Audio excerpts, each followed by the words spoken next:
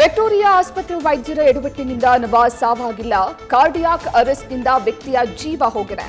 Doctors ಮಿಸ್ಟೇಕ್ನಿಂದ ರೋಗಿ ಸಾವು ಅನ್ನೋ ಆರೋಪ ತಳ್ಳಿ ಹಾಕಿದ ತನಿಖಾ ರಿಪೋರ್ಟ್.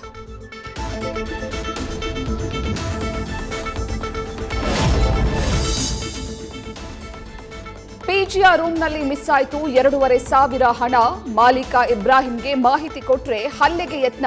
ಪಿಜಿ ಬಿಟ್ಟು ಹೋಗುವಂತ ಬೆದರಿಕೆ. ಠಾಣೆಗೆ ದೂರು ಕೊಟ್ಟರೂ ಸಿಗಲಿಲ್ಲ ನ್ಯಾಯ.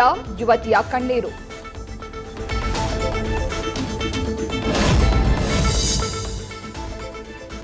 ಬೇಸಿಗೆಯಲ್ಲೇ ಹೆಚ್ಚಾಗ್ತಿದೆ ನಾಯಿ ಕಡಿತಗಳ ಪ್ರಕರಣ. ಕೇವಲ 4 ತಿಂಗಳಲ್ಲಿ 2 ಲಕ್ಷಕ್ಕೂ ಹೆಚ್ಚು ಜನರಿಗೆ ಶ್ವಾನ ದಾಳಿ, 25 ಜನ ಸಾವು. ಜನರೇ ಹುಷಾರಂತಿದೆ ಆರೋಗ್ಯ ಇಲಾಖೆ.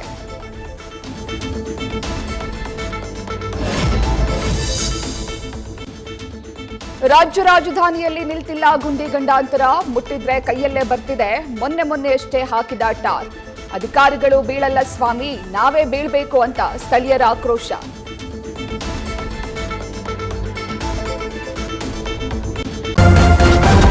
ನ್ಯೂಸ್ ಫಸ್ಟ್ ನಿರ್ಭೀತಿಯಿಂದ ನಿಮ್ಮ ಪರವಾಗಿ.